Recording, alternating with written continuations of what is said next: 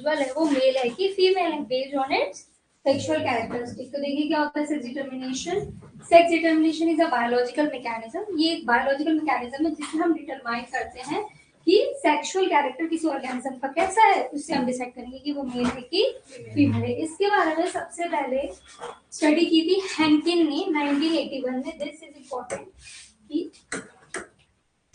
हैंकिन ने सबसे पहले इसके बारे में स्टडी करी थी 1981 में, और उन्होंने कौन सा क्रोमोसोम डिस्कवर किया था, एक्स क्रोमोसोम। ठीक है, तो हैंकिन ने सबसे पहले सेक्स डिटर्मिनेशन की स्टडी करी थी इंसेक्ट पे 1891 में और डिस्कवर किया था एक्स क्रोमोसोम। ठीक है, this lead to development of chromosomal theory, chromosomal basis of sex determination. ऐसे हमने एक पढ़ा था क्रोमोसोमल थ्योरी ऑफ इनहेरिटेंस, है ना। तो इसमें बच्चे अक्सर कंफ्यूज होते हैं, तो आप कंफ्यूज नहीं होंगे। ये समझ में सेक्स डिटर्मिनेशन क्या है ना। किसने सबसे पहले इसके बारे में बताया था? सबसे पहले किसके ऊपर इन्होंने ये किया था और किस ईयर में? 1891। हाँ, और कौन सा क्रोमोसोम डिस्कवर किया था? X chromosome. ठीक है, तो ये लिखा आप लोगों ने? चलो लिखो। चलो, तो ये डेफिनेशन लिख लीजिए वाली हमारी सेक्स डिटर्मिनेशन की।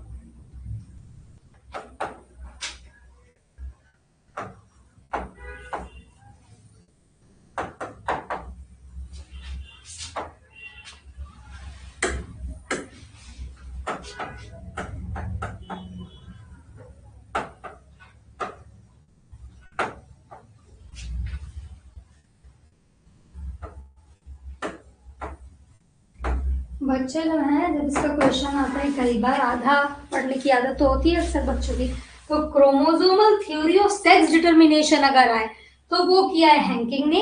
क्रोमोसोमल थ्योरी ऑफ इनहेरिटेंस आए तो वो किसने करी? बोवेरी एंड सर्टन ने। हमने कल पढ़ा था। ठीक है, तो सिर्फ क्रोमोसोमल थ्योरी पढ़ के नहीं टिक लगाना है, देखना किसकी बात हो रही है।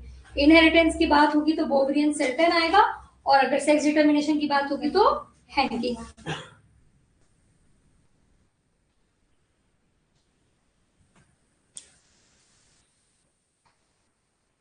हो गया?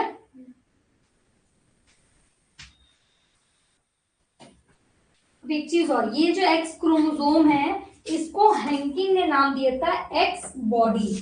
ठीक है, ये जो एक्स क्रोमोसोम है इसको हैंकिंग ने क्या नाम दिया था? X body.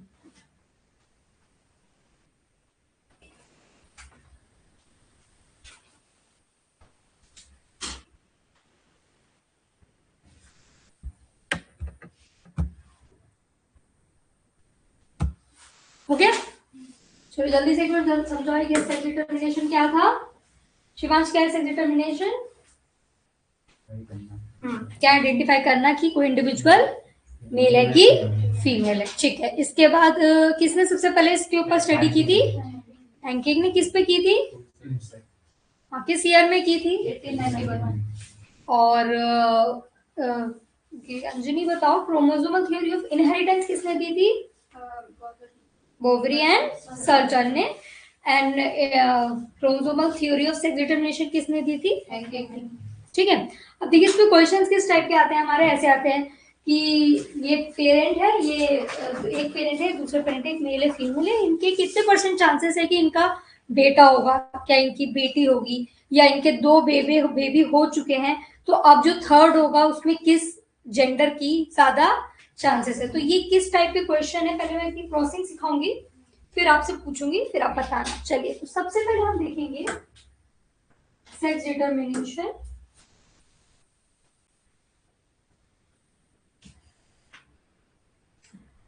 किस टाइप पे होता है? सबसे पहले जीनोटाइप पे, उसका जेनेटिक मेकअप कैसा है ना।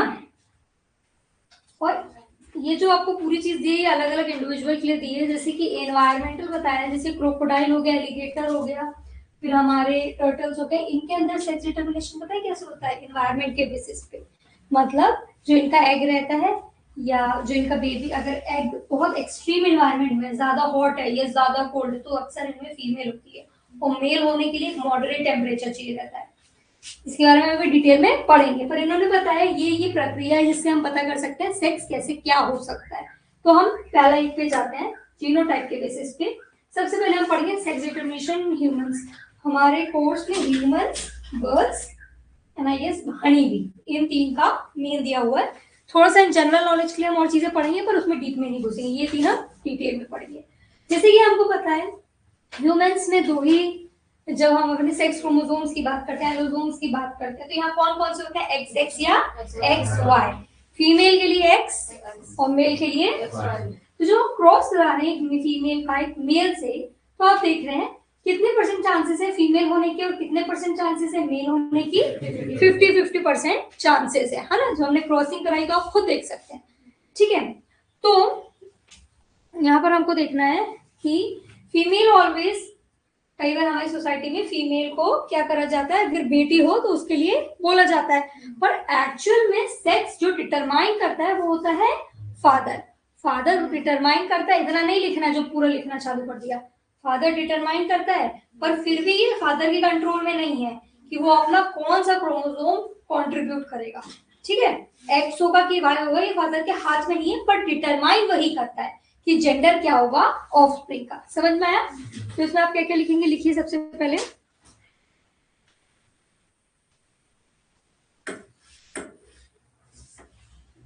पहला टाइप हम ह्यूमन से पढ़ रहे हैं एक्स वाई टाइप। इसमें हमारी एक फीमेल है एक्स एक्स और मेल है एक्स वाई, तो हम इनके बीच में क्रॉसिंग कराएंगे।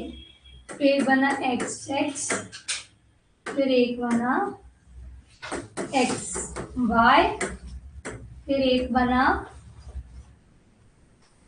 एक्स एक्स, और फिर एक और बनेगा एक्स वाई। ठीक है, तो यहाँ 50% चांसेस है किसकी?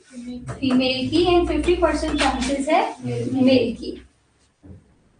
तो प्रोबेबिलिटी अगर आपसे पूछी जाए कि probability of female and male offspring क्या रहेगी? 50%। मेल की भी 50% और फीमेल की भी 50%। हमने बात करी थी बहुत इंपॉर्टेंट कि ह्यूमंस में जो मेल रहता है वो कैसा रहता है? हेट्रोगैमेटिक या हेट्रोजाइगस, है ना?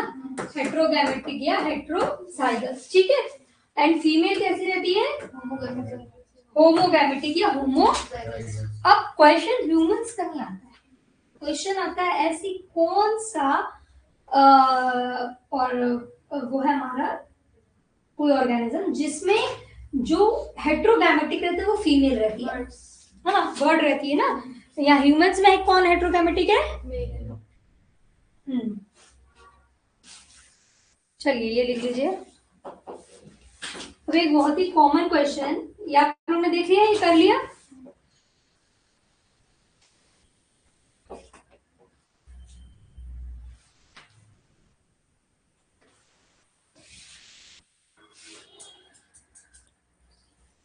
तो मेन हमको इसमें क्या याद करना रहेगा? सबके ये X X X Y, X O किसमें, एक्स डब्ल्यू किसमें, ये चीजें हमको गैमेट्स याद करना है। चले आगे।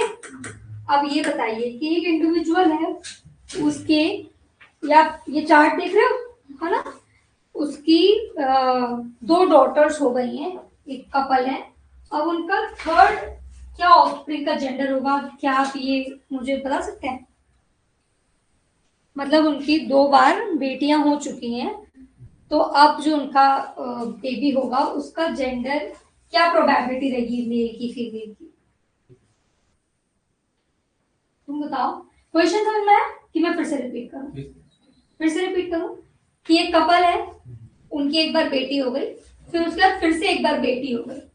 ठीक है, अब थर्ड टाइम जब वो कंसीव कर रही है तो क्या चांसेस है बेटी होने की, बेटा होने की, डॉटर होने की, सन होने की, क्या चांसेस है?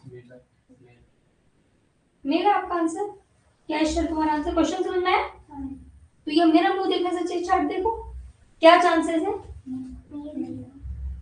खुशबू क्या चांसेस रहेंगे?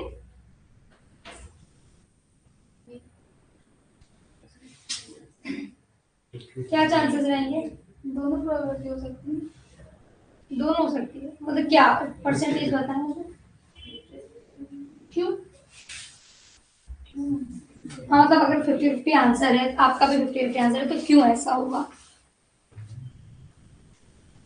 मतलब किस बेसिस पे 50% आंसर आया है, तो क्या सोच के आपने 50% बोला है?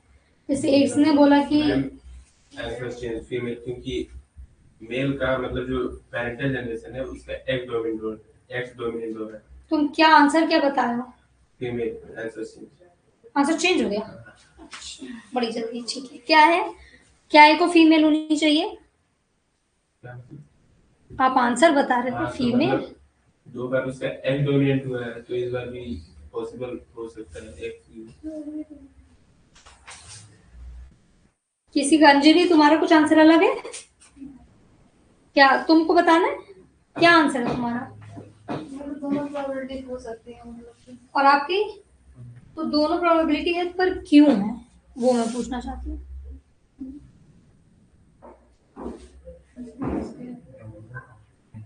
2 मिनट 2 सेकेंड ज्यादा टाइम, 10 सेकेंड के लिए सोच लो, फिर जल्दी से बताओ। अगर आप आंसर दे रहे हो 50-50 चांसेस है, तो फिर उसका कुछ आंसर होगा ना, क्यों मैं 50% कह रहा हूँ।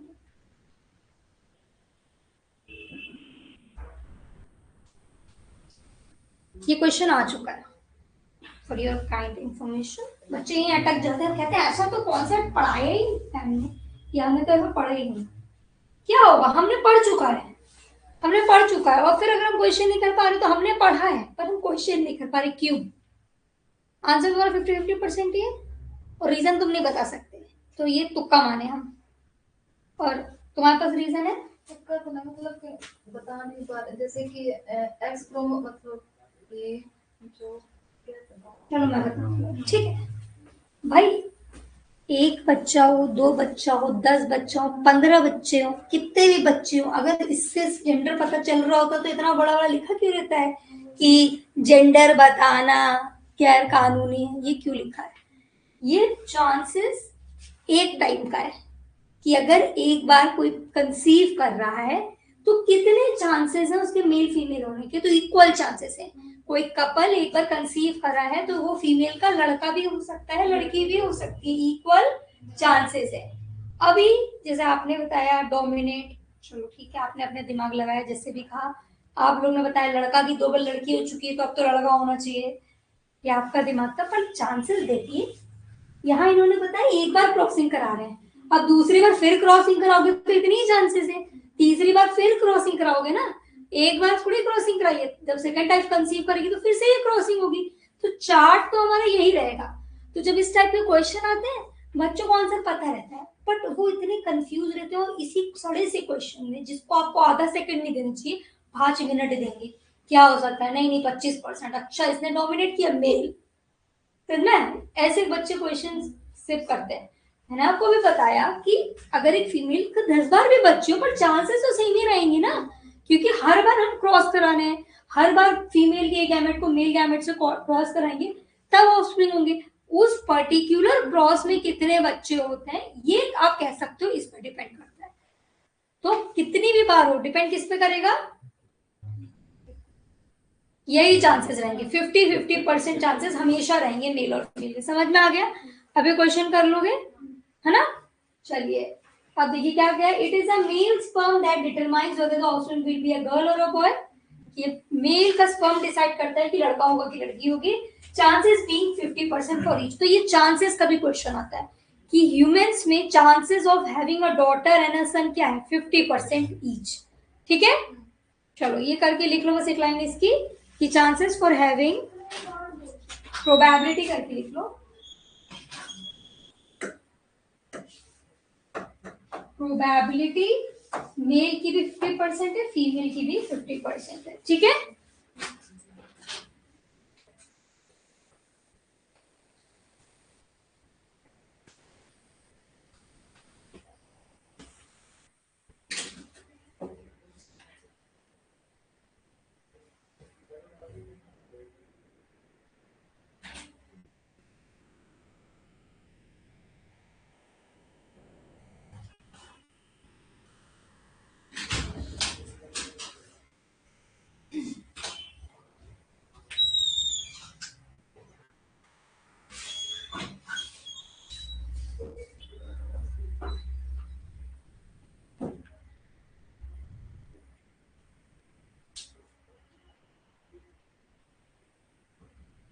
तो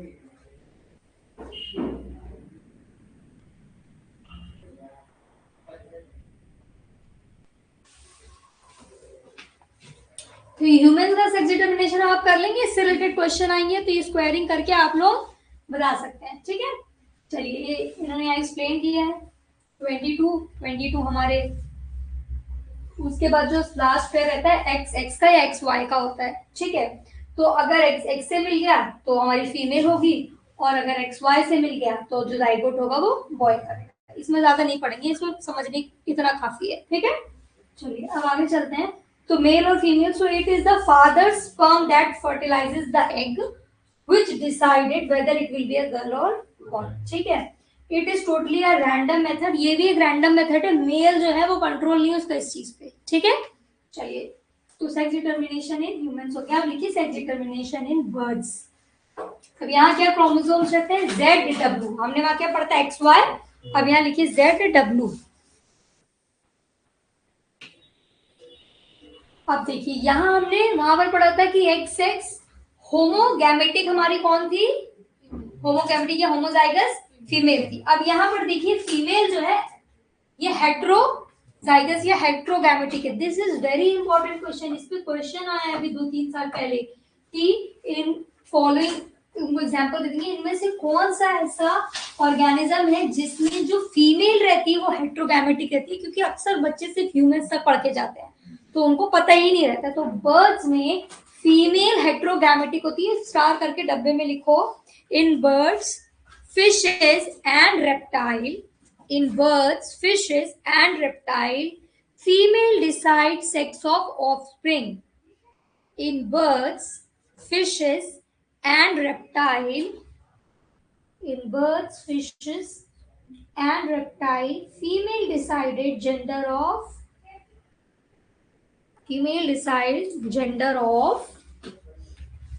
offspring.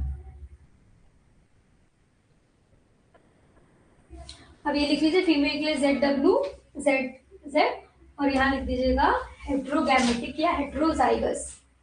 हेलो मैं बोल सो रही क्या? अच्छा उसकी कैप हटा दीजिएगा, ज्यादा गर्म हो जाएगा, ठीक है। हेट्रोजाइगस या हेट्रोगैमेटिक, ठीक है।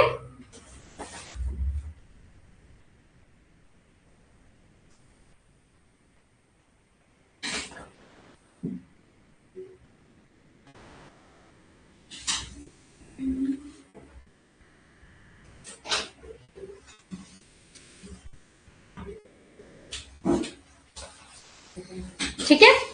चलिए अब क्रॉसिंग कर दें, यहाँ पर भी फीमेल आएगी, इस पे बेटा बॉक्स बना लेना, इसको भूलना नहीं, इस पे क्वेश्चन आता ही है।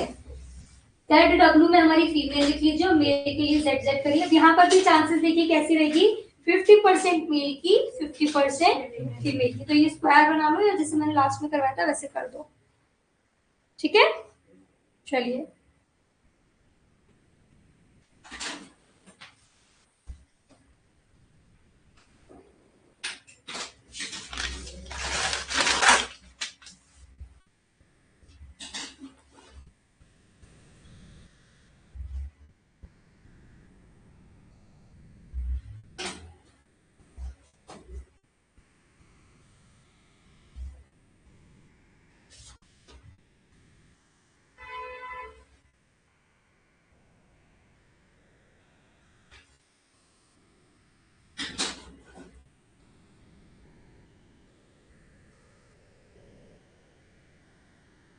चले आगे भाई। चलिए यहाँ पर फीमेल डिसाइड्स ऑफस्प्रिंग का सेक्स और वहां पर ह्यूमंस में मेल डिसाइड्स। अब हमारी आती है फ्रूट फ्लाई।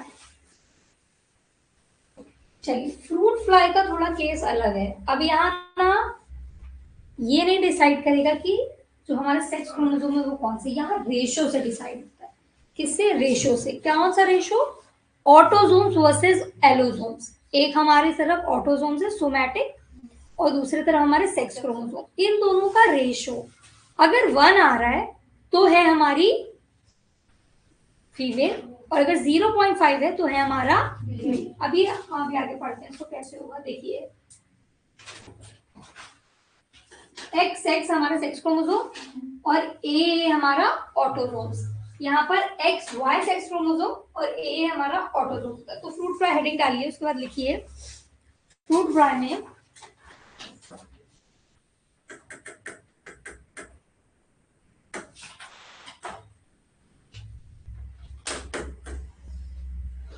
इनका टोटल क्रोमोसोम ही होता है 3 में से 2 है इनके ऑटोसोम एंड 1 है हमारा 3 पेयर। ओके, 2 पेयर है हमारा ऑटोसोम, 1 पेयर है हमारा एलोसोम। हाँ या फिर सेक्स क्रोमोसोम। और इनका रेशियो डिसाइड करता है कि मेल होगा कि फीमेल। ये समझ में आया? अब देखिए जैसे 2 हमारा सेक्स क्रोमोसोम है, अब देखो female male and female.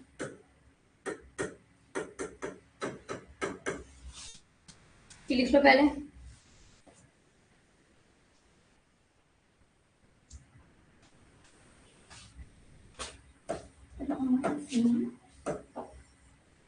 Female में क्या होता है,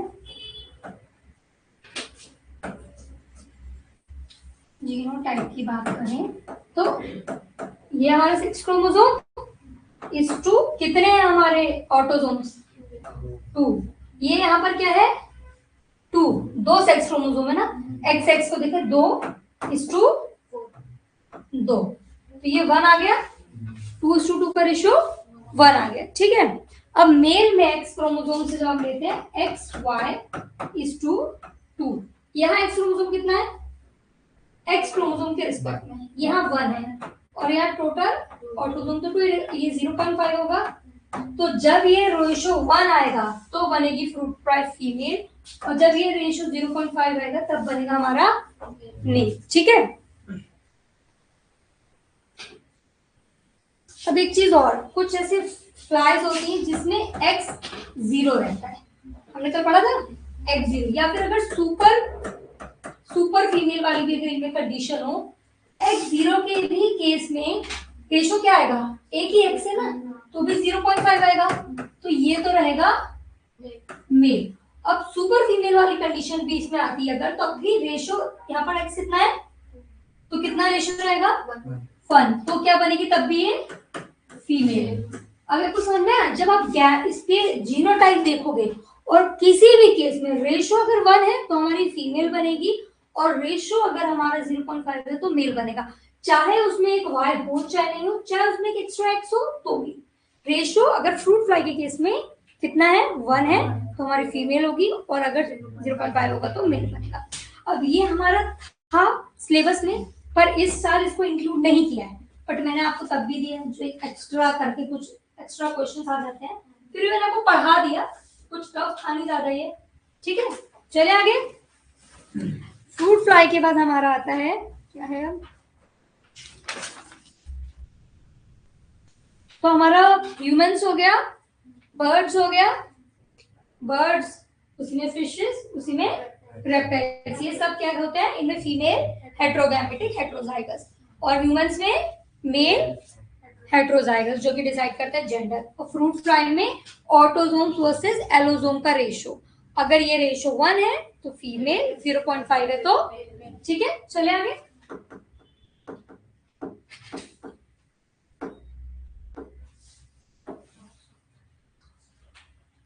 देखो Y has no role in sex determination। ठीक है, Y सिर्फ किस लिए होता है कि जो इनका मेल रिप्रोडक्टिव हेल्थ है वो इस पे डिपेंड करती है, तो Y का सेक्स डिटर्मिनेशन में फ्रूट फ्लाई में कोई, फ्रूट फ्लाई को क्या कहते हैं, ड्रोसोफिलिया मेलानोगास्टर, इसी पे तो हमारे मॉर्गन सर एक्सपेरिमेंट्स करते थे, है ना। तो यहाँ पर आपने ये लिख लिया कि लिख नहीं पाया, लिख लिया ना। चलो इसके बाद हमारा आता है अब ग्रासोफर का, चलिए इंसेक्ट्स का। तो देखिए ग्रासोफर में क्या हमारा जीनोटाइप रहता है, देखिए XX और X0। अब देखो ये Y जैसा नहीं है, ये कोई क्रोमोसोम, ये 0 है, मतलब यहाँ एक एब्सेंट है, तो इसको 0 को क्रोमोसोम मत समझ लेना, ये मतलब यहाँ एक एब्सेंट है, एक XX हमारी फीमेल रहती है, मेल X0 होता है। ठीक है, ये लिख लो बस, इसका यही काफी होगा।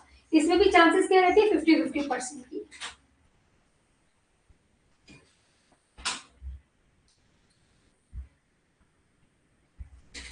इसमें हमारे और भी इंसेक्ट्स आएंगे, जैसे कॉकरोच का भी सेम रहेगा, कॉकरोच में भी हमें इस टाइप से ही मिलेगा X6 एंड X0। अब डक में पता है क्या उल्टा होता है, बस मेल की जगह वहां फीमेल X0 हो जाती है, बस ठीक है, मेल की जगह फीमेल वहां X0 हो जाती है और मेल XX हो जाता है। तो इंसेक्ट्स में आपको क्या मिल रहा है, female XX and mail X0।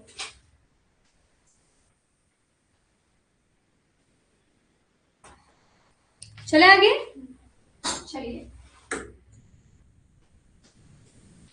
अब यहाँ पर एक वो है, क्या कहते हैं, फैक्ट कि जो डेजर्ट लिजर्ड होती है, ये ग्रासलैंड की विपटेल लिजर्ड, इनकी पूरी स्पीशीज ही फीमेल है, इसमें मेल है ही नहीं, क्योंकि ये एक स्पेशल प्रोसेस से रिप्रोड्यूस करती है, पार्थेनोजेनेसिस।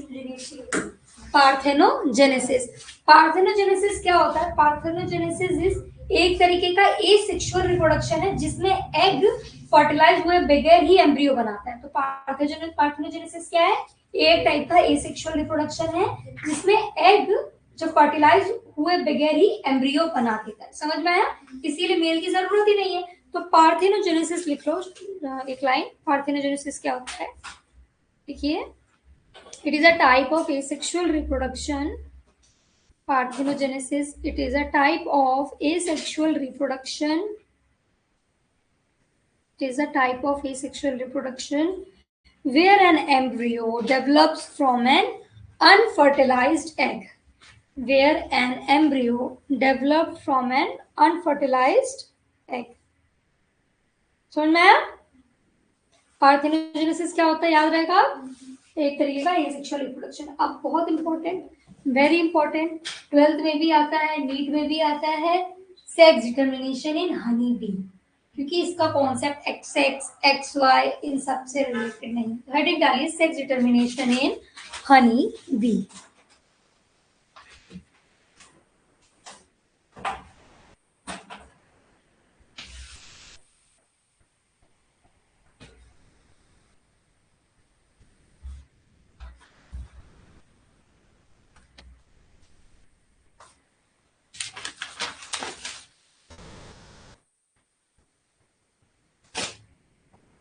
अभी तक हम पढ़ रहे थे अलग अलग system, XX XY X0 XX, है ना, XZ XX। अब हम पढ़ेंगे ZZ। अब जो सेक्स डिटर्मिनेशन हनी बी में होते हैं इसको कहते हैं हैप्लोडिप्लॉइड सिस्टम। हेडिंग डालिए हैप्लोडिप्लॉइड सिस्टम।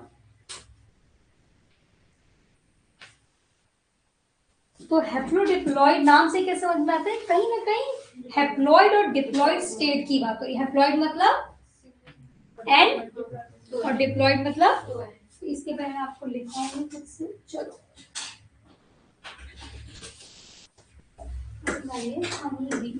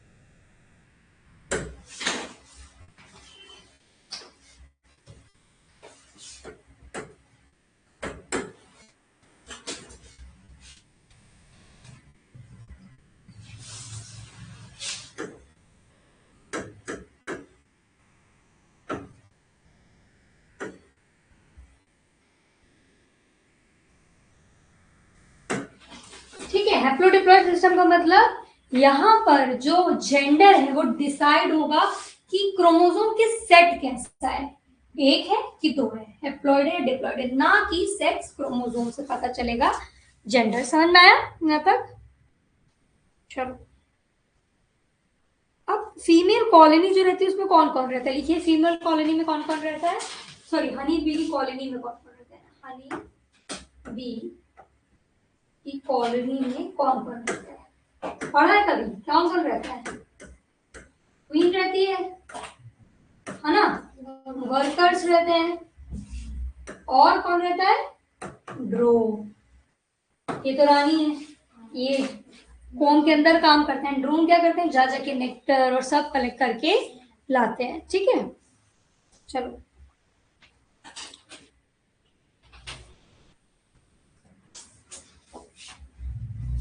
क्वीन जो रहती है, ये रहती है फर्टाइल फीमेल। वर्कर रहते हैं टेराइल फीमेल, और सिर्फ एक ड्रोन रहता है मेल। ठीक है, क्वीन फर्टाइल है और फीमेल है, वर्कर है स्टेराइल, मतलब ये रिप्रोड्यूस नहीं कर सकते हैं और फीमेल है, और ड्रोन रहते हैं मेल। ठीक है,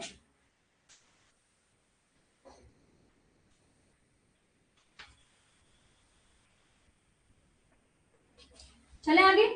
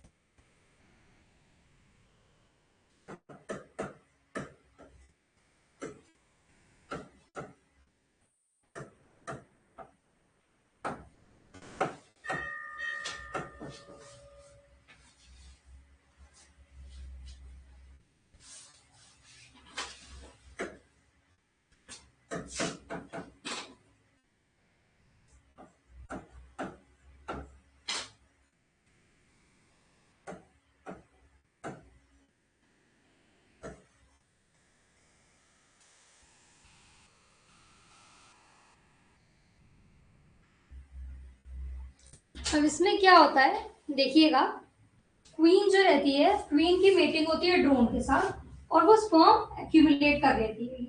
अब इनकी कॉलोनी में जिसकी रिक्वायरमेंट है, वर्कर की रिक्वायरमेंट है कि ड्रोन की रिक्वायरमेंट है, इस अकॉर्डिंग क्वीन डिसाइड करती है कि अगर इसकी जरूरत है, वर्कर की जरूरत है, तो ये क्या करेगी, ये स्पर्म के साथ मेट फर्टिलाइज करके डिप्लॉयड प्रोड्यूस करेगी एम्ब्रियो, और उससे जो इंडिविजुअल ऑर्गेनिज्म प्रोड्यूस होगा वो फीमेल रहेगा, या फीमेल वर्कर जो सकती है फीमेल।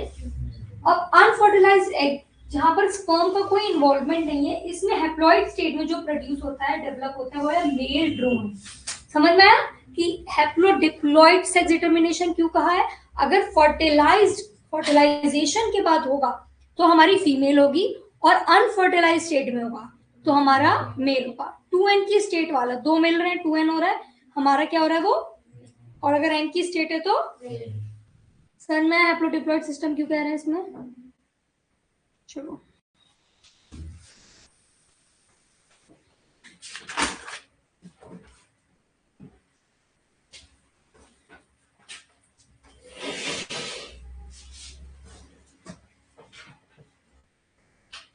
पीवाई क्यों लाए दो,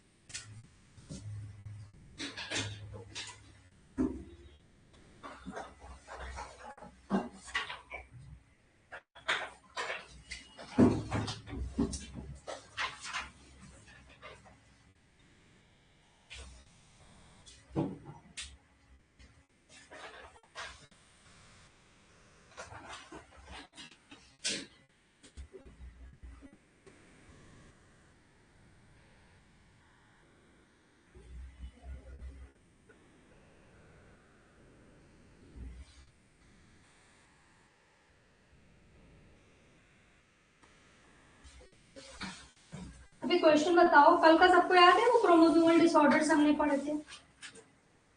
डाउन सिंड्रोम, एडवर्ड सिंड्रोम, वो याद है? कहाँ XXY हो रहा था, फर्स्ट में 18th नंबर का क्रोमोसोम डिस्टर्ब होता है जिसमें 21 की ट्राइसोमी थी, याद है? तो क्वेश्चन पूछे, नहीं तो फिर रहने दे। पूछूं? चलो ये बताओ, इन ह्यूमन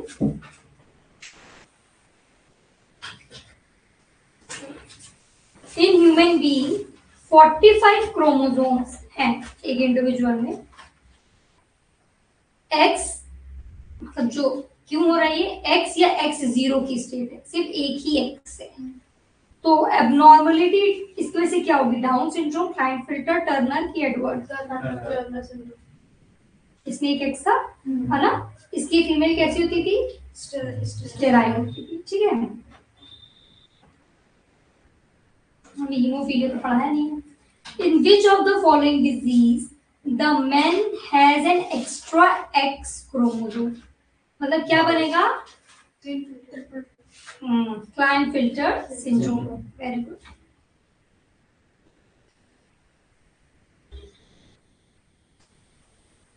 अब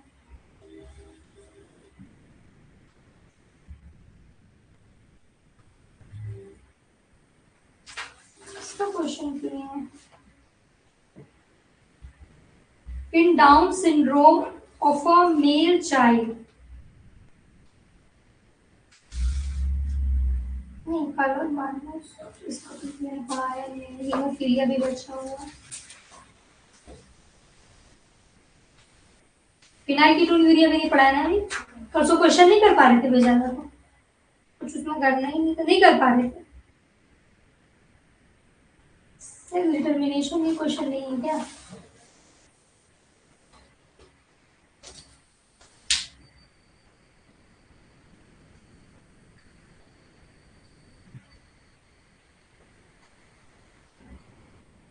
A woman with 47 chromosome due to 3 copies of chromosome 21. क्या पूछा सुना नहीं तुमने? सुनती क्यों नहीं? 3 कॉपीज होंगे ना। 3 copies of क्या बोला था मैंने? 21 chromosome ट्राइसोम।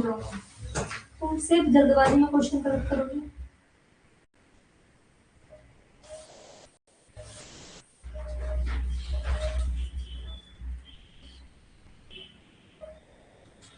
In which of genetic disorder an individual has an overall masculine development, gynecostomastia and is sterile? ऐसे बता दो।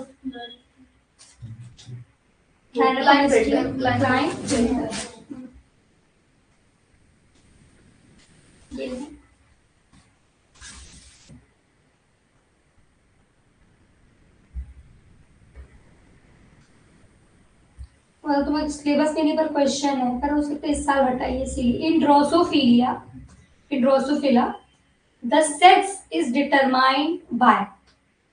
ड्रोसोफिला क्या होती है? हाँ, उसको तो मैंने क्या पढ़ाया था? रेशियो होता है। कौन सा रेशियो? फीमेल है तो काहे का रेशियो? वो रेशियो बताओ। वो रेशियो किस पन तो मुझे समझ में आ रहा है, पर वो किन 2 चीज का रेशियो था?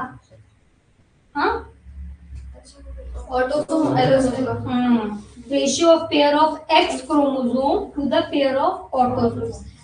ऑटोसोम मत बोलना, मैंने ऐसे बोल दिया था एक्स क्रोमोसोम। मैंने बताया था ना, वाई का तो कोई वैल्यू नहीं है वहां पर, वाई सेक्स डिटरमिनेशन में हेल्प नहीं करता। एक्स क्रोमोसोम का किससे ratio?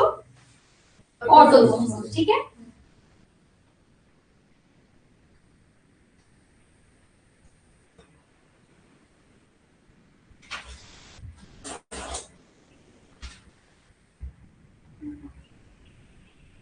XO type of sex determination can be found in Drosophila, birds, monkey की grasshopper।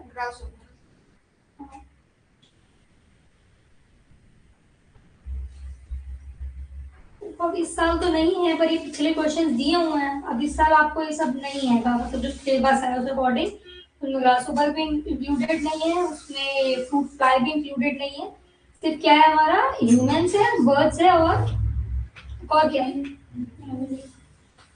हनी बी तो है, हनी क्वेश्चन है।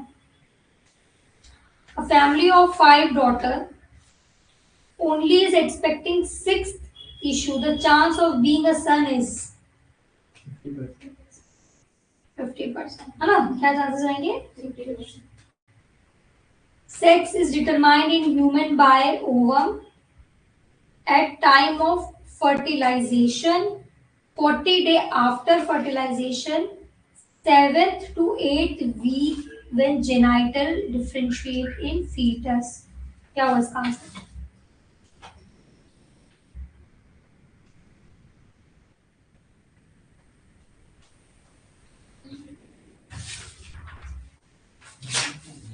फिर से बोलना है।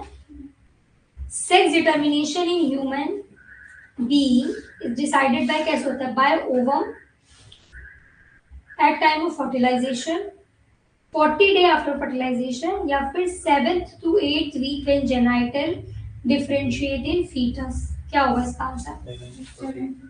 हाँ? सब बताओ अपना अपना।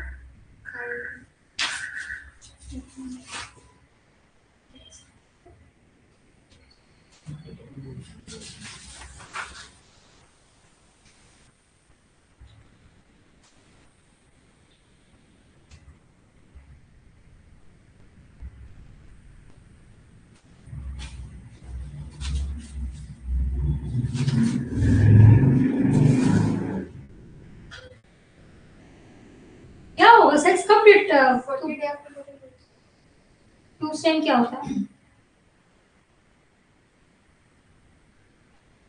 ये देखो बेटा, आपको हम थ्योरी पढ़ा सकते हैं और क्वेश्चन किस टाइप का आएगा हम नहीं बता सकते।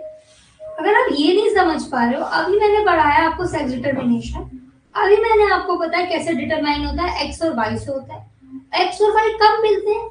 जब फर्टिलाइजेशन होता है तब मिलते हैं ना, तो तभी डिसाइड हो गया ना। जब फर्टिलाइजेशन होगा उस टाइम अगर वाई वाला इन्वॉल्व हुआ तो मेल हो गया, और अगर एक्स वाला इन्वॉल्व हुआ तो फीमेल हो गई। तो इसमें ये क्या कह रहे हो कि 40 to 80 इतना वीक जब जेनाइटल्स डेवलप हो जाएंगे, ये होगा आंसर इसका? तो ये यार, यही क्वेश्चन जरूरी नहीं आए, ऐसे ही क्वेश्चन आएंगे तो उसमें क्या करोगे फिर? इससे अच्छा बहुत क्वेश्चंस लगाओ, ठीक है? कब कब होगा सेक्स डिटरमाइन? एट फर्टिलाइजेशन, जब फर्टिलाइजेशन होगा तब होगा। जिस टाइम फर्टिलाइजेशन है उसी टाइम डिसाइड हो जाएगा। तो वही बात हो गया, पूरा कथा सुना दी और तब कह रहा है 40 डेज। क्या होगा आंसर? फर्टिलाइजेशन के टाइम होगा, ठीक है? इसकी क्वेश्चन करना, हम लोग आगे चलते हैं। तो हनी बी में कैसा होता है, इंसेक्ट में कैसा होता है, सबको समझ में आ गया? अभी देखेंगे हम। साथ में कोई क्लास है? तेज तेज मुंडी हिला, एक ही क्लास होती तो हो गया हमारा ये सेक्स इनमें हो गया। अब देखो इनका एनवायरमेंटल बेस था, जनरल नॉलेज के लिए बता रहे हैं, जरूरत नहीं है। क्रोकोडाइल, एलिगेटर और टर्टल में क्या होता है? इनमें टेम्परेचर के बेस पे डिसाइड होता है कि इनका अंडा किस टेम्परेचर में रखा हुआ है, ठीक है? क्या होगा जब बहुत एक्सट्रीम इन्वायरमेंट रहता है ना, बहुत गर्मी है या बहुत ठंडी है एक्सट्रीम पे, तब इनकी फीमेल्स होती हैं। और अगर मॉडरेट अच्छा टेम्परेचर तो मेल होता है। मेल डेवलप होने के लिए इनको बहुत ही सुइटेबल एनवायरमेंट चाहिए, समझ में? डेलिकेट होते हैं इनके आदमी लोग, ठीक है? तो क्या हुआ, एक्सट्रीम जब रहेंगे तो क्या होती है? फीमेल्स। और एक मॉडरेट टेम्परेचर पे क्या हो रही है?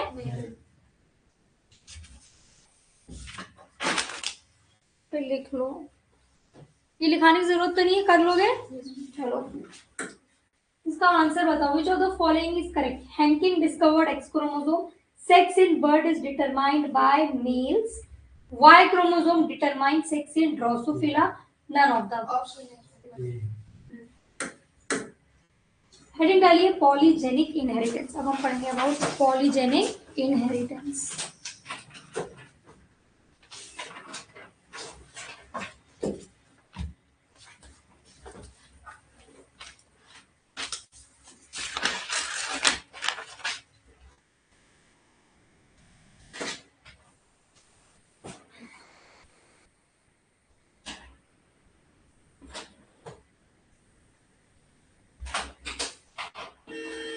एक मिनट के लिए रुकना।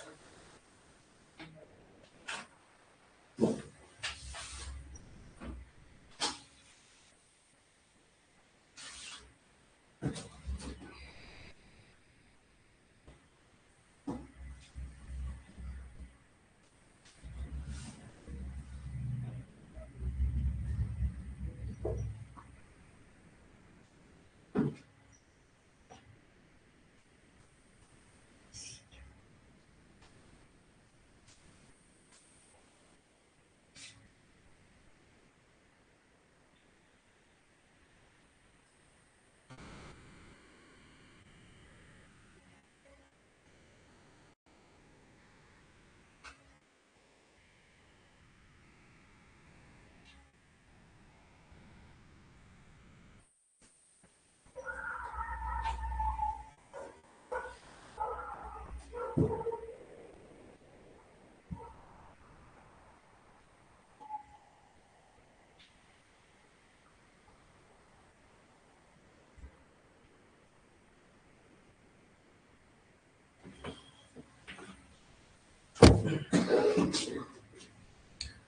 पॉलीजेनिक इनहेरिटेंस जो है, हम इसके वर्ड से ही समझ जा रहे हैं। पॉली मतलब क्या होता है? मल्टीपल, मैनी, बहुत सारा। जेनिक मतलब जीन। अब कोई पर्टिकुलर कैरेक्टर अगर बहुत सारे जीन कंट्रोल करते हैं तो हम इसको कहेंगे पॉलीजेनिक इनहेरिटेंस। ऐसे एक जीन के लिए एक कैरेक्टर को एक जीन कंट्रोल कर रहा होता है, पर अगर कोई ऐसा कैरेक्टर है जिसको बहुत सारे जीन कंट्रोल करेंगे, इसको हम कहेंगे पॉलीजेनिक इनहेरिटेंस। जैसे कि ह्यूमन का स्किन कलर, ह्यूमन की हाइट, ह्यूमन का वेट, ये सब पॉलीजेनिक, बहुत सारे जीन रिस्पॉन्सिबल रहते हैं इन ट्रेट्स के लिए। ठीक है। अब ऐसा तो नहीं होता ना कि सिर्फ पी प्लांट वाला वो नहीं देखना है, सिर्फ लंबा इंडिविजुअल हो रहा है, छोटा हो रहा है, अरे कोई 5 है, कोई 6 है, कोई 4 है, फिर उसके बाद किसी का स्किन कलर एकदम व्हाइट है, कोई बहुत डार्क है, कोई इंटरमीडिएट है। तो बहुत सारे जीन रिस्पॉन्सिबल रहते हैं जिस कैरेक्टर को रेगुलेट करने के लिए। इसको हम कहेंगे पॉलीजेनिक इनहेरिटेंस। चलो लिखो, inheritance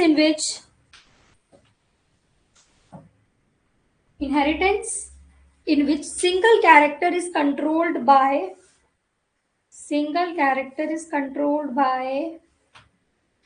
2 or more gene.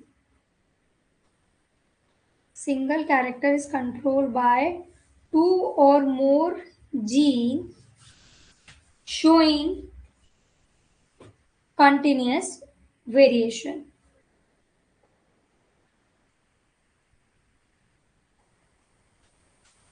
Example लिखिए, human skin colour, height, wait.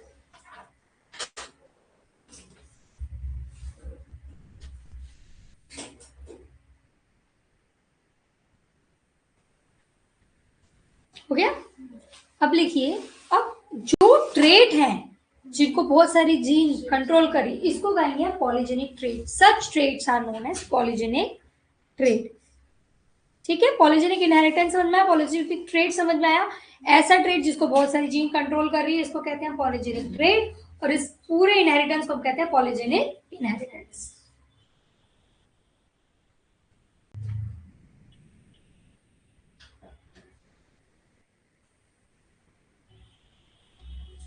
चलो,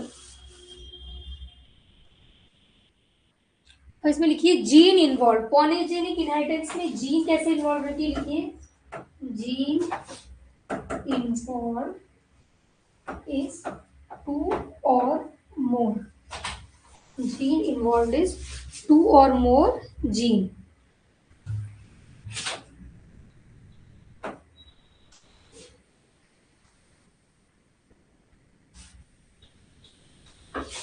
Each gene have small additive effect. इसका एग्जाम्पल आप क्या समझ सकते हो? ये मेरे पास एक बकेट है ना, ठीक है, और ये मेरे पास टैप है, 3 टैप है, ठीक है। अब बकेट एक ही है, ट्रेट एक ही है, बात कर रहे हैं, और हमारे पास नल 3 है। अब इस नल से मैंने पानी भेजा, इस नल से भी मैंने पानी भेजा, और इस नल से भी पानी भेजा। इस नल को अगर मैं क्लोज कर दूं, मेरे कहने का मतलब है एक नल से पानी जा रहा है, और अगर मैंने इन दोनों नल को भी ओपन कर दिया तो ये दोनों अपना कंट्रीब्यूशन देंगे ना।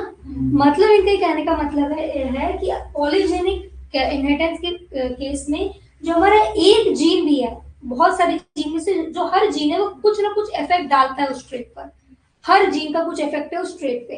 तो अगर मैंने ये नल खोला तो ये भी इस पे इफेक्ट देगा, इसके वाटर लेवल पे इफेक्ट देगा। अगर मैंने ये नल भी खोल दिया तो ये भी इसके वाटर लेवल पे इफेक्ट देगा।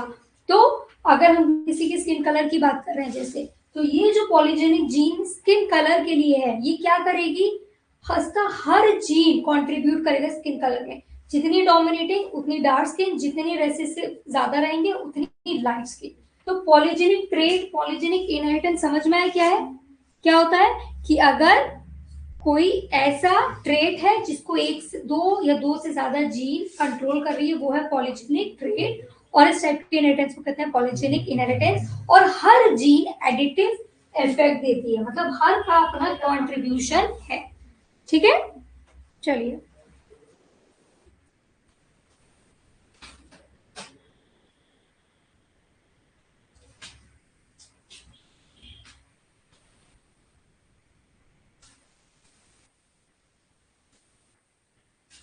आगे चले।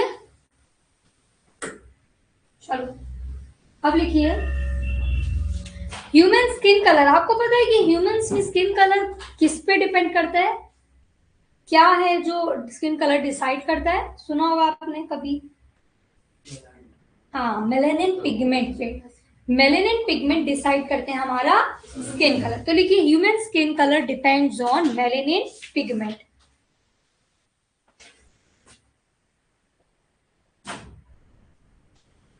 Human skin color decided by melanin pigment and melanin is determined by 3 gene।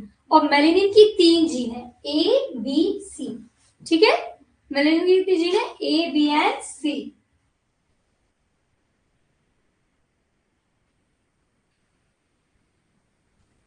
अब यहां पर डार्क स्किन ये डोमिनेंट है, कैपिटल लेटर से A, ये जो है ना, ये this is dominant.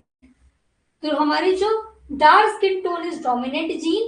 The dominant gene is responsible for fix amount of melanin production. मतलब जिस इंडिविजुअल में जितनी ज्यादा डोमिनेंट जीन रहेगी उतना उसकी स्किन कॉम्प्लेक्शन डार्क रहेगा, और जिसमें जितनी कम डोमिनेंट जीन रहेगी उसका स्किन कलर उससे लाइट रहेगा। देखिए यहाँ पर पूरे capital capital B capital B capital C capital C सब डोमिनेंट है, तो ये डार्क स्किन है, और स्मॉल स्मॉल स्मॉल ये लाइट स्किन है। समझ में आया क्या कहना चाह रहे हैं? चलिए, तो इसमें क्या क्या लिखोगे आप? लिखो, ये लिख लिया human skin colour is controlled by melanin pigment, है ना।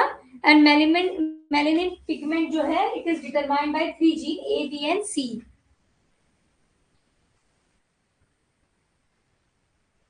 यहां तक कर लिया। अब ये लिख लेना dark skin tone is dominant gene. तो जैसे हमने कैपिटल टी स्मॉल टी में देखा था, कैपिटल टी इज डोमिनेंट, तो यहाँ कौन डोमिनेंट है? Dark skin tone is a dominant gene.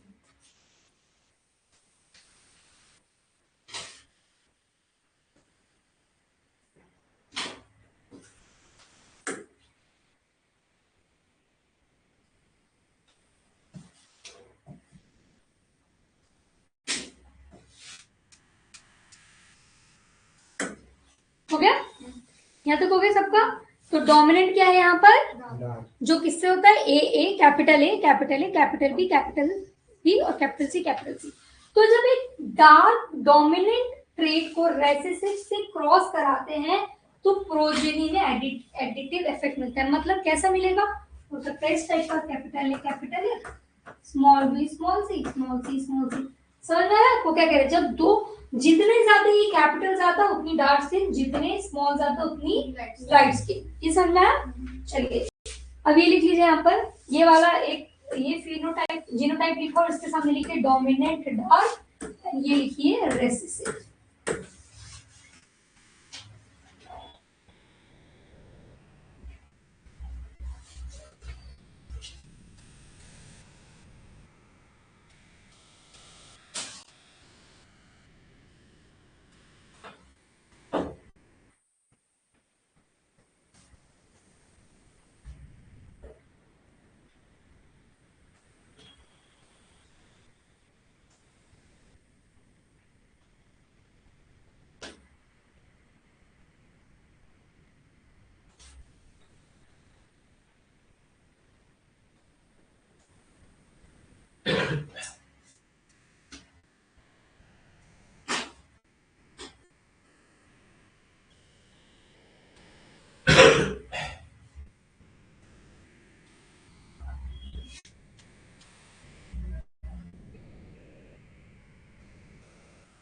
हो गया?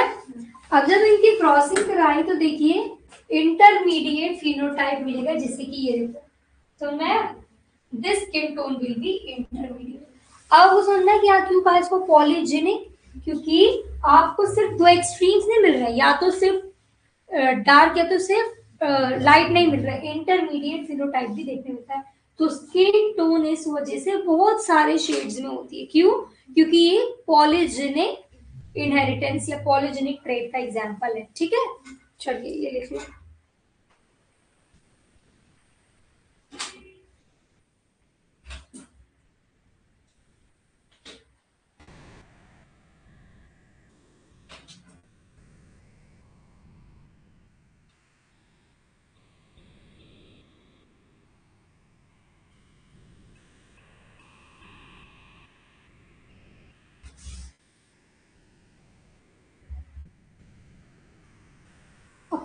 पॉलीजेनिक में हमारा और क्या आता है?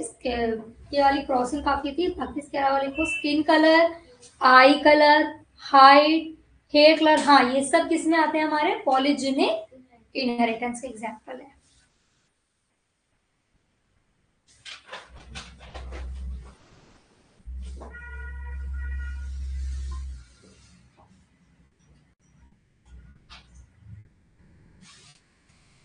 और एक और लिखिए, इसमें एग्जांपल है हमारा पेड़ का भी, wheat kernel colour. Wheat, WHEAT, wheat, KERNEL, kernel colour. इसमें भी सेम रहेगा जीनोटाइप।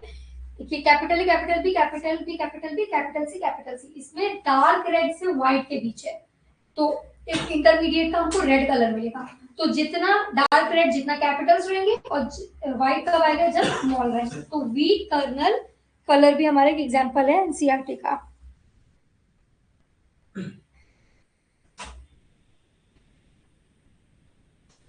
और ये किसमें भी आता है? एक और हमने पढ़ा था मल्टीपल जीन का एग्जांपल भी है। तो इसमें हमको सिर्फ मेन क्या देखना है कि ये जो पॉलीजेनिक इनहेरिटेंस क्या करता है? कंटिन्यूअस वेरिएशन देता है। वेरिएशन मिलता है। अब स्किन टोन देखो, इस हमारे वर्ल्ड में कितनी टाइप की है, डार्केस्ट टू लाइटेस्ट, इंटरमीडिएट में कितनी सारी। तो इतने सारा वेरिएशन हमको किसमें मिलता है? Polygenic inheritance. इसके बाद एडिटिव इफेक्ट। एडिटिव इफेक्ट मतलब हर डोमिनेट अपना इफेक्ट डाल देगा। जैसे डोमिनेट आएगा वो एडिशन करेगा, अपना एक इफेक्ट देगा। समझ में आया? चलिए, अब पॉलीजेनिक यहाँ पर हमारा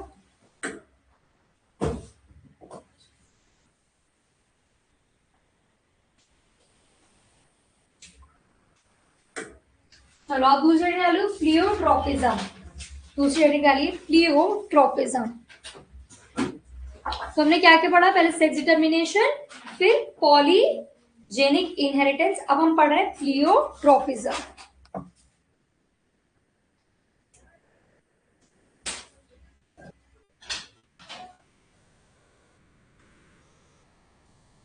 अभी पॉलीजेनिक में हमने क्या देखा था? बहुत सारे जीन एक ट्रेन को कंट्रोल कर रहे हैं, है ना?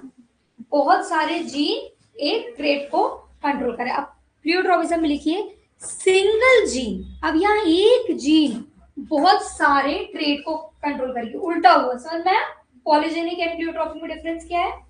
लिखिए single gene control multiple phenotypic expression.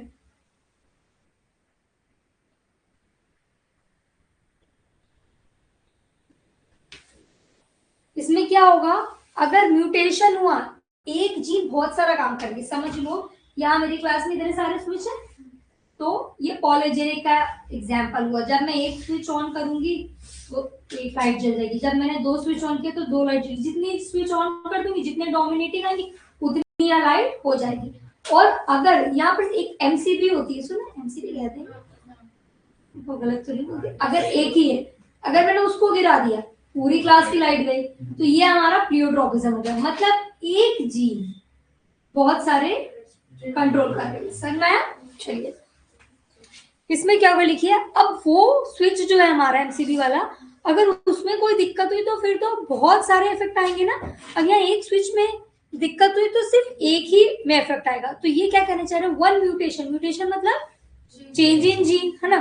तो उस एक म्यूटेशन से बहुत सारे इफेक्ट हमको देखने मिलेंगे। तो लिखिए one mutation many effect. One mutation many effect. अब इसमें हमारा एग्जांपल आता है phenyl ketone urea. Phenyl ketone urea.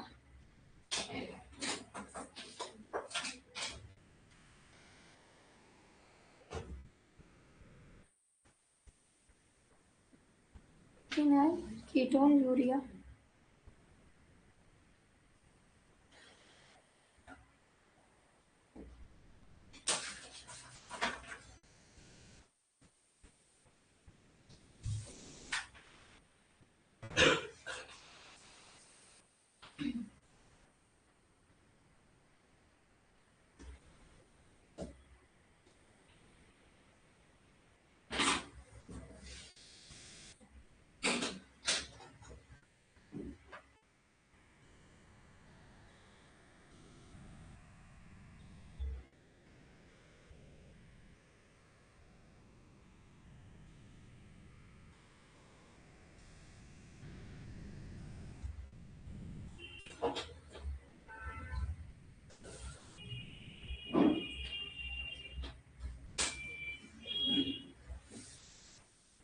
अब देखिए फिनाइल कीटोन यूरिया क्या करता है, नॉर्मल स्टेट में, नॉर्मल कंडीशन में ये हमारा आ गया इसका फिनाइल एलाइन नॉर्मल स्टेट में, phenyl ketone urea normal state में फिनाइल एलाइन को कन्वर्ट करता है ट्रायोसिन में। ठीक है, इसका क्या काम है एंजाइम का, ये फिनाइल एलाइन को हमारी बॉडी में कन्वर्ट करता है ट्रायोसिन में। अब ये नहीं रहेगा तो ये कन्वर्शन नहीं होगा, है ना। तो थ्योरी लिखो, एंजाइम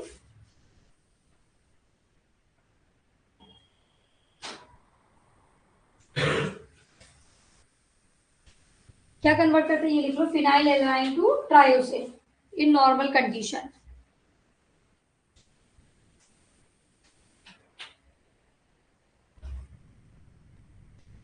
अब in phenylketonuria conversion does not occur, तब ये फिनाइल कीटाइन यूरिया रहेगा तो कन्वर्जन नहीं होगा। फिर क्या होगा, इसकी वजह से मल्टीपल इफेक्ट आएंगे। क्या होगा, वन जीन मेनी इफेक्ट। अब वो इफेक्ट क्या क्या रहेंगे लिखिए, one gene many effect, skin pigmentation, reduced hair growth, mental retardation.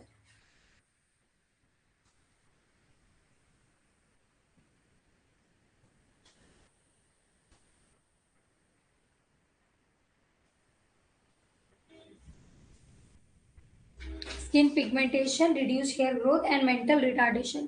तो यहाँ पर एक जीन के इफेक्ट होने से कितने सारे इफेक्ट्स आए देखा आपने, तो इसीलिए इसको कहा जा रहा है प्लियोट्रोपिज्म, क्योंकि एक से मल्टीपल इफेक्ट हमको देखने मिल रहे हैं।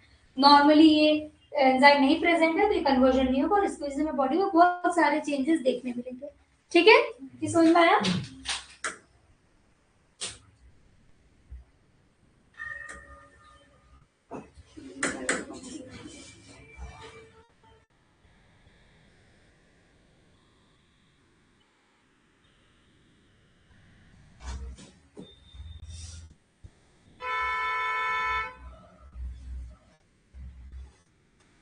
तो हमने किसका ही क्वेश्चन दिया था इसके ऊपर, मैंने फिनाइल कीटोन यूरिया, क्या क्वेश्चन था वो, मैं इसमें दिया होगा।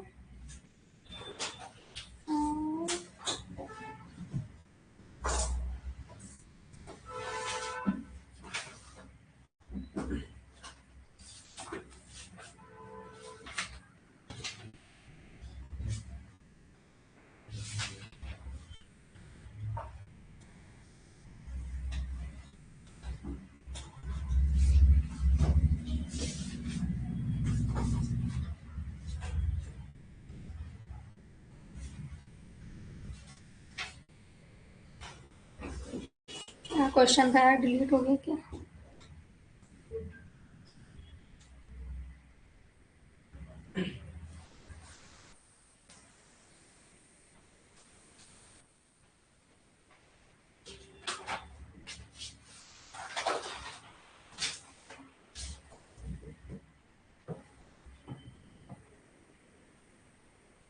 फोटो फिर से सेंड करना, इसके बाद भी मेरे पास है।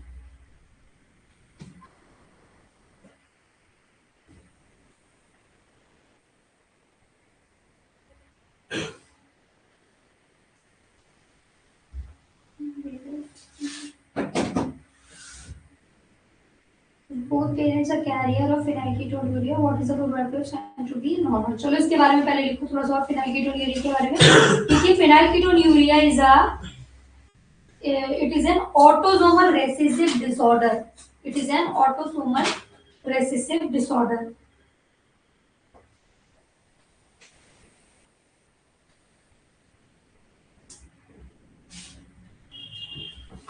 It is an autosomal recessive disorder. अब इसमें हम लिखते कैसे हैं, देखिए अगर नॉर्मल इंडिविजुअल है तो ये ऐसा रहेगा, कैरियर है कैपिटल पी स्मॉल पी, और अगर अफेक्टेड है तो स्मॉल पी। ठीक है, अगर नॉर्मल इंडिविजुअल है कोई इशू नहीं है तो ये कैपिटल पी, और अगर कैरियर है इस डिजीज का, कैरियर तो कैपिटल पी स्मॉल पी, और अगर अफेक्टेड है, इसमें अफेक्ट दिख रहा है तो इट इज स्मॉल पी। अब माय क्वेश्चन के अकॉर्डिंग पेरेंट्स कैसे हैं, दोनों, है ना, दोनों पेरेंट कैरियर है ना। देखिए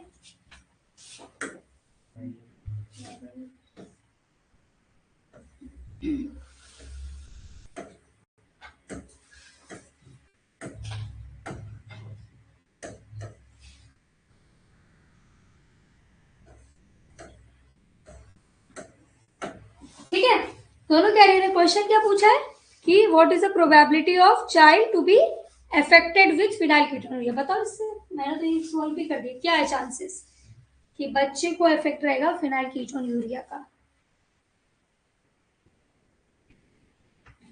मेरे को जो भी आंसर है ना उसका रीजन चाहिए मुझे, ठीक है?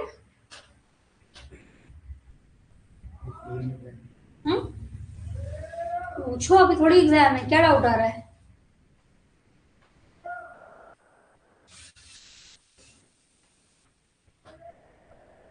समझ आ रहा है? क्या समझ में आ रहा है कि बच्चा अफेक्टेड रहेगा, इसके कितने परसेंट चांसेस है तुम्हारे ना? अरे अपना अपना बताओ ना, सातवें दिन है क्या नीट? तुम्हारा कितना है आंसर? 25? तो इतना धीरे क्यों बोलने लगे, कोई दिक्कत हो गई आजकल? खुशबू तुमने क्या बताया आंसर? शनाया तुम्हारा आंसर क्या है? सृष्टि तुम्हारा आंसर क्या है? और किसी को जवाब देना है? आप पीछे क्या आंसर है? श्वेल तुम्हारा आंसर क्या है? अब देखो, क्योंकि अभी हमने इसको पढ़ा नहीं, मैंने यही बताया कैपिटल पी मतलब नॉर्मल इंडिविजुअल है, कैपिटल पी स्मॉल पी मतलब कैरियर है, एंड स्मॉल पी, देखो तुम्हें भी लेट उठेगा ये। स्मॉल पी मतलब, तो वही मैं बोल रही हूँ, तो कह रहा था ना रे क्या तू गलत बोल रहा है, 25% मार रहा था ना पीछे से। एंड स्मॉल पी मतलब अफेक्टेड है, तो दोनों पेरेंट कैरियर है। तो ये वाला तो भाई देखो, ये हमारा नॉर्मल पैदा हुआ, ये दो कैरियर पैदा हुए, और ये अफेक्टेड पैदा हुआ। कैरियर है पर जीरो टाइप में ना दिखेगा तो नॉर्मल, तो कितना होगा? 25% जो बच्चे होंगे वो अफेक्टेड रहेंगे from phenylketonuria, 50% carrier रहेंगे उसमें से, और सिर्फ 25% जो है ये टोटली अनएफेक्टेड रहेंगे। तो अगर हम फिनोटिपिकली देखें तो 75% इसमें नॉर्मल है और 25% अफेक्टेड है। समझ में क्वेश्चन कैसा आएगा? कर लोगे? आज तो मेरे को ही नहीं पढ़ाने का मन कर रहा। चलो, हमारा क्या बचा है? फिनाइल कीटोन यूरिया हो गया और ये हो गया। चलिए,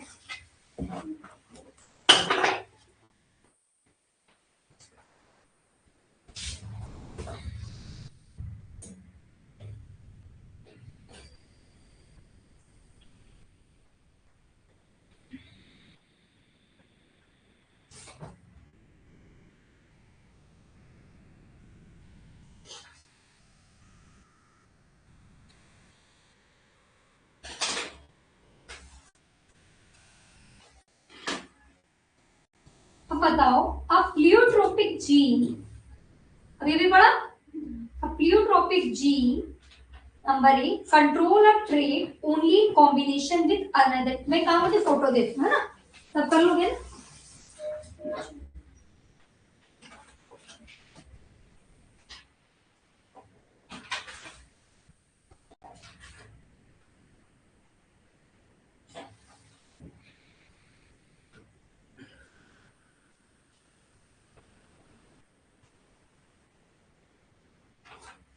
वन 22।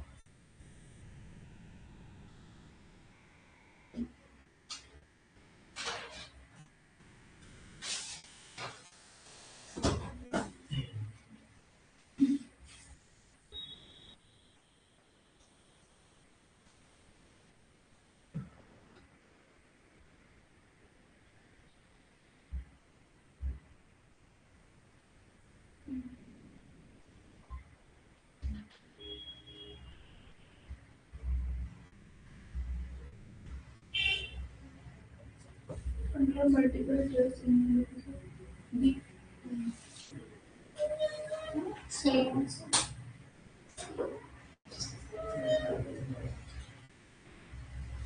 चलो इसके बाद हमारा इस चैप्टर में क्या बचा है, बस एक हमारा मेंडेलियन डिजीजेस और दूसरा हमारा लिंकेज एंड रिकॉम्बिनेशन। कुछ थोड़े थोड़े डेफिनेशन है, ये साइड तो हमारी कंप्लीट हो गई, वो पढ़ते हैं। लिंकेज हम कल स्टार्ट करेंगे।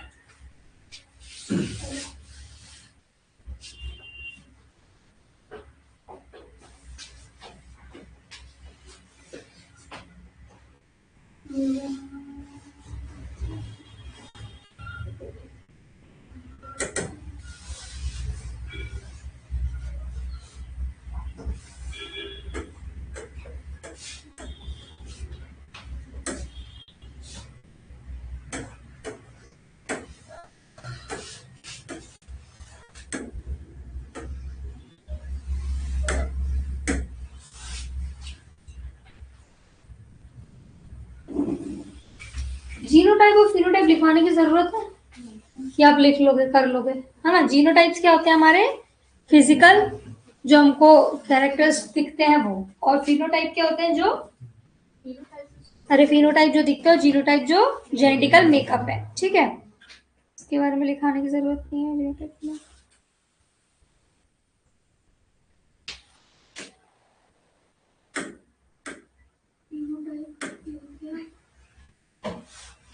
अब ये यहाँ पर देखो इन्होंने क्या है कि जब नॉर्मल जीन रहेगी तो जो भी प्रोटीन फॉर्म होना वो नॉर्मल होगा, और अगर म्यूटेट रहेगा तो या तो एबनॉर्मल होगा या तो प्रोटीन बनेगा ही नहीं, ठीक है। ये कॉन्सेप्ट याद रख लेना, या तो इतना सा लिखना तो लिखो, म्यूटेट जीन इधर कोड्स फॉर एबनॉर्मल प्रोटीन और नो प्रोटीन। अब म्यूटेशन क्या होता है ये लिखो, म्यूटेशन क्या है।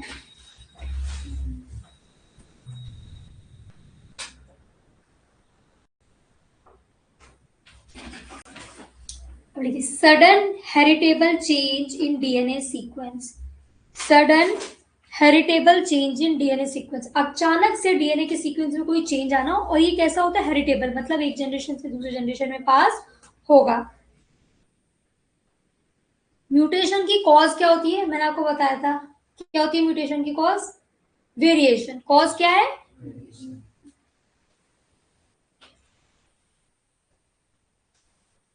तो म्यूटेशन के वजह से हमको क्या देखने मिलेगा, वेरिएशन देखने मिलेगी।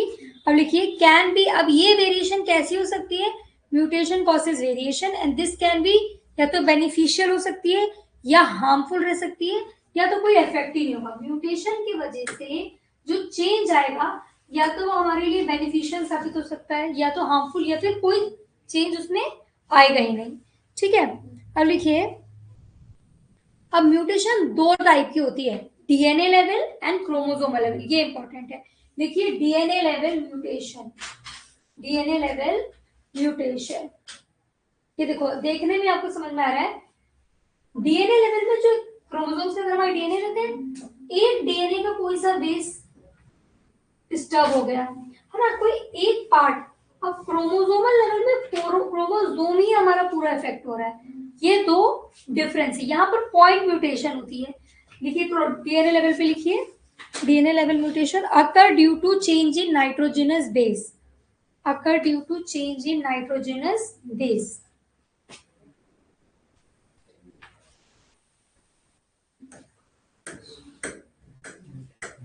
Due to change in nitrogenous base क्या क्या हो सकता है चेंजेस, डिलीशन, कोई पार्ट हीट हो गया, या इंसर्शन, कोई एक्स्ट्रा नाइट्रोजनस बेस ऐड हो गया, या फिर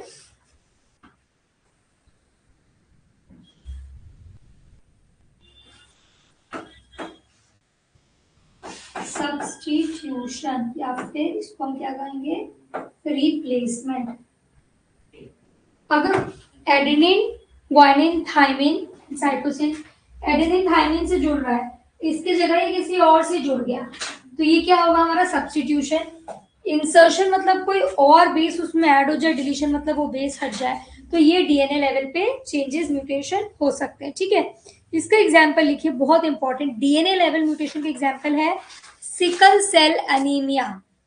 sickle cell anaemia DNA level की ये जो म्यूटेशन है इसको कहते हैं पॉइंट म्यूटेशन। दिख ही रहा है ना। अब बताओ, यहाँ एक पूरी लाइन डिस्टर्ब हो जाए, उसका सिर्फ ये इतना सा पार्ट डिस्टर्ब हो, तो इसको आप पॉइंट म्यूटेशन कह सकते हैं। तो यहाँ पर पूरा क्रोमोसोम नहीं इफेक्ट हो रहा, सिर्फ इसका एक बेस पेयर इफेक्ट हो रहा है। वो भी कैसे इफेक्ट हो रहा है, या तो डिलीट हो जा रहा है, या तो ऐड हो जा रहा है, या तो रिप्लेस हो जा रहा है। तो डीएनए लेवल की म्यूटेशन को कहते हैं पॉइंट म्यूटेशन, बहुत इंपॉर्टेंट। इसको क्या कहते हैं, पॉइंट म्यूटेशन।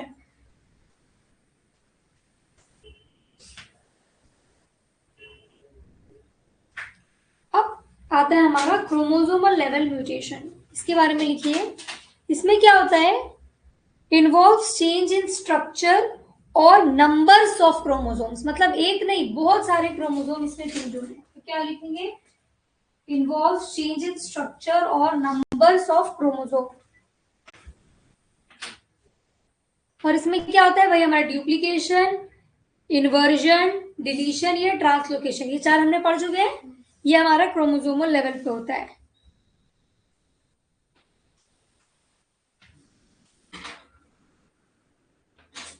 कॉजेज लिखिए म्यूटेशन की, क्या क्या हो सकते हैं कॉजेज ऑफ म्यूटेशन। दो तरीके से हो सकता है म्यूटेशन, या तो अचानक से हो सकता है जैसे नेचर की वजह से, या तो दूसरा इंड्यूस। इंड्यूस मतलब क्या होता है कि जैसे रेडिएशन की वजह से, यूवी रेज की वजह से इंड्यूस्ड म्यूटेशन। तो दो टाइप क्या है म्यूटेशन का, स्पॉन्टेनियस एंड इंड्यूस।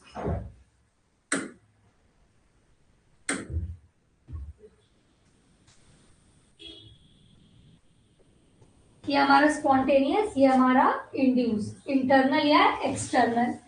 लिखिए स्पॉन्टेनियस वाले में लिखिए occurs naturally and induce due to external agent. ये किसी एक्सटर्नल एजेंट की वजह से होगा और ये नेचुरली होगा। अब बहुत इंपॉर्टेंट यहाँ पर सिर्फ डिफरेंस क्या है, जो हमारा एक्सटर्नल या फिर जो इंड्यूस है इसमें म्यूटेजन प्रेजेंट रहेंगे और या म्यूटेजन एब्सेंट होंगे। म्यूटेजन क्या होता है, कोई ऐसा एजेंट जैसे कि सनरेज, यूवी लाइट में यूवी रेज, ये एक म्यूटेजन है, ठीक है। तो जो म्यूटेशन कॉज कर सकते हैं उन एजेंट को कहते हैं म्यूटेजन, ठीक है।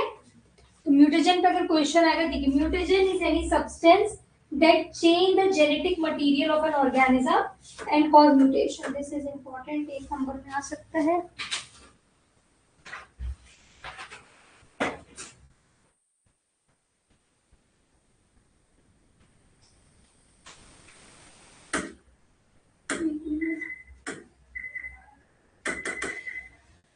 चलो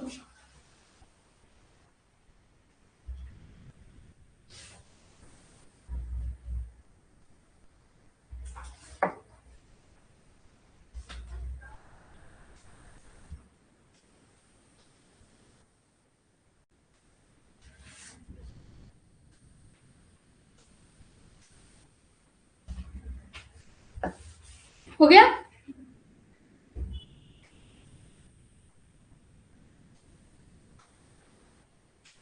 चलिए अब ये म्यूटेजन के टाइप्स क्या हो सकते हैं लिखिए। ये फिजिकल हो सकता है, बायोलॉजिकल, केमिकल। फिजिकल में हमारे क्या आ जाएंगे, रेडिएशन जैसे एक्स रेज, यूवी रेज, ठीक है। बायोलॉजिकल में किसी वायरस बैक्टीरिया की वजह से, एंड केमिकल्स में हमारे सीक्रेट कंपाउंड, बेंजाइम, पेरोक्साइड, ये सारी चीजें हमारे केमिकल म्यूटेजेंस में आ जाएंगे, ठीक है। एग्जाम्पल लिखना है तो लिख लो, नहीं लिखना है तो मत लिखो। लिख लो इसका एग्जाम्पल, याद रहेगा ना। बच्चे लिख रहे हैं, जो लिख रहे हैं वो लिख रहे हैं।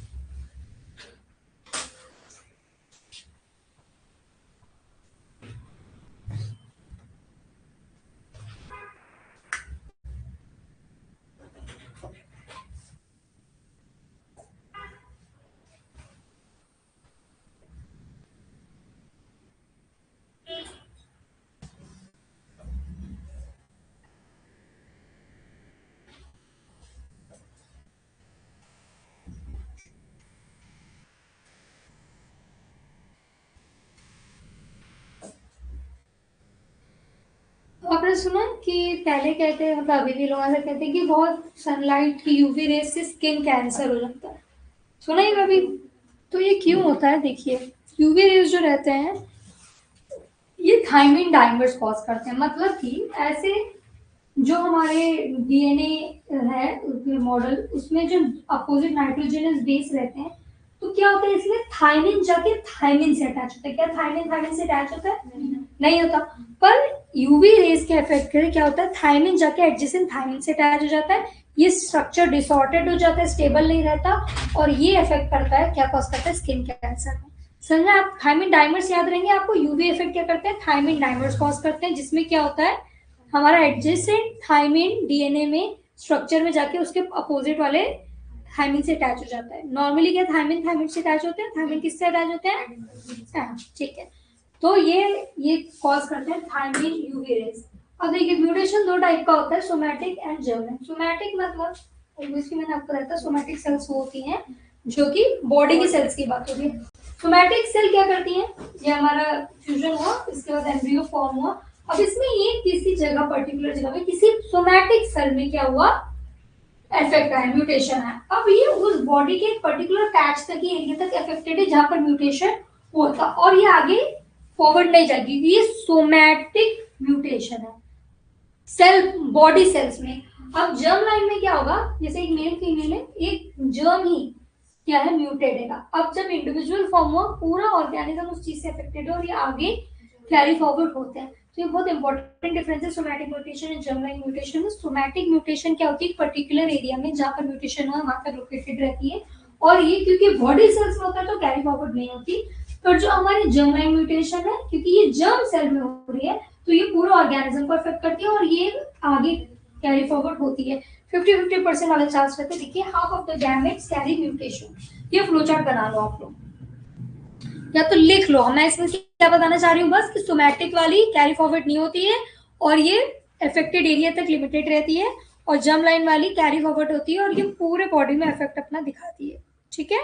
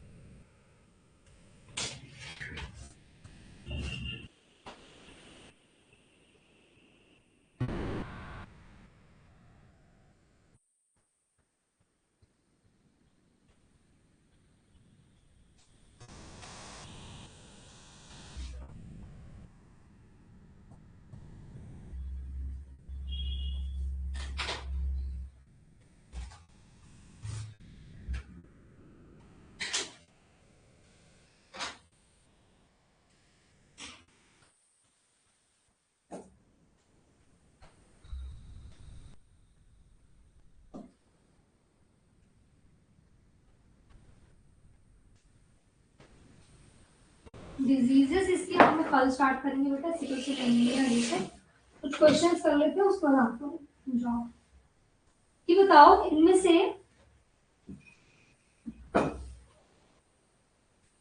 ह्यूमन बीइंग में, in human being multiple gene are involve in inheritance of, multiple gene किसके इनहेरिटेंस में इन्वॉल्व रहते हैं। ठीक है, देखना पहला एग्जांपल सिकल सेल एनीमिया, दूसरा स्किन कलर, तीसरा है कलर ब्लाइंडनेस, एंड फोर्थ है फिनाइल कीटोन्यूरिया।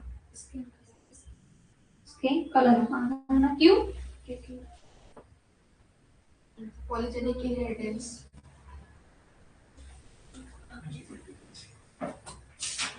Polygenic inheritance. अब बताओ, allele which is unable to express its effect in the presence of another. Allele which is unable to express its effect in the presence of another is called complementary, codominant, supplementary या recessive। हमारा खुशबू ने chapter बढ़िया से पढ़ा है।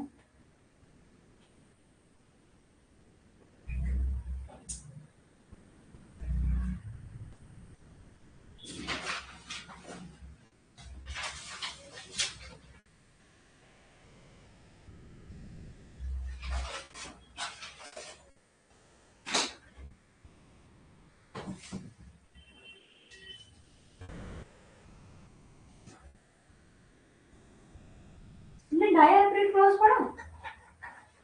Dihybrid cross पढ़ा था? क्या पढ़ा था उसमें? मैंने दो लेकर पढ़ाए थे ना, सीड कलर और सीड शेप लेकर, उसकी क्रॉसिंग करवाई थी ना।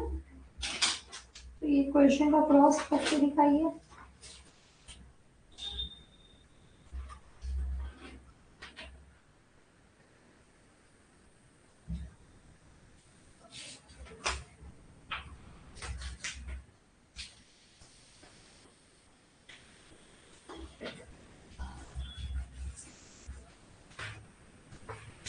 The gene controlling the 7 key characters studied by Mendel are now known to be located on how many chromosomes?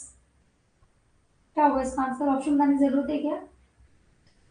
Gene controlling the 7 key characteristics studied by Mendel are now known to be located on how many different chromosomes?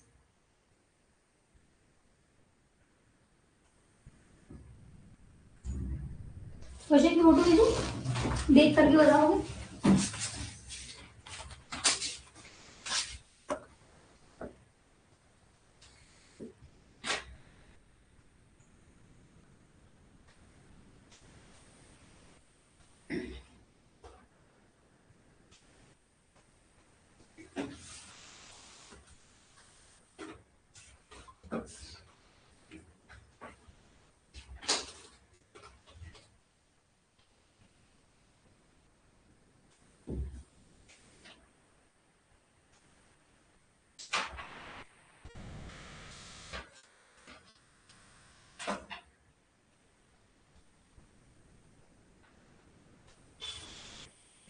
Ninth वाले का answer बताओ।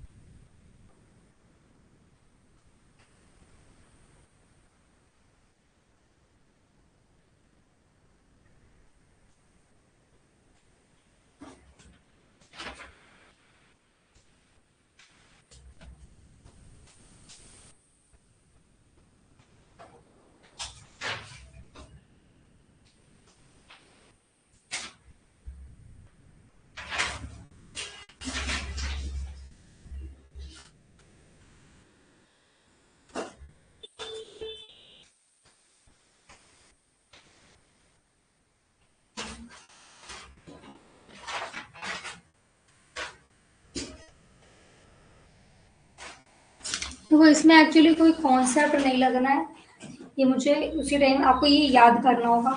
7 chromosome हैं, पर हमने पढ़ा था independent assortment law Mendel का, independent assortment पढ़ा था ना, जिसमें हमने क्या पढ़ा था, इंडिपेंडेंट असॉर्टमेंट का मतलब कि गैमेट फॉर्मेशन के सेपरेट होते हैं कुछ कैरेक्टर्स और फिर वापस वो रीअपीयर होते हैं हमारी दूसरी जनरेशन में। तो यहाँ हमको ये याद करना है, क्योंकि इसका आप सॉल्व नहीं कर सकते इसको, ये थ्योरेटिकल पार्ट था कि जो 7 कैरेक्टर्स मेंडल ने लिए थे ये 4 क्रोमोसोम्स पे प्रेजेंट थे, 4 क्रोमोसोम्स पे 7 कैरेक्टर्स प्रेजेंट थे। ये लेटर डिस्कवर्ड हो, पहले उनको ये लगा था कि सब इंडिपेंडेंट होते हैं, पर ऐसा नहीं होता, एक ही क्रोमोसोम्स पे, अभी हमने पढ़ा ना, मल्टीपल जीन रिस्पॉन्सिबल हो सकते हैं। तो क्या रखोगे, जो 7 कैरेक्टरिस्टिक्स है ये किस पे प्रेजेंट थे, 4 क्रोमोसोम्स पर। चलिए बेटा हम कल इस चैप्टर को एंड करेंगे, क्योंकि 2-3 टॉपिक जो भी स्टार्ट नहीं कर सकते। चलो उसको सॉल्व करना, MCQ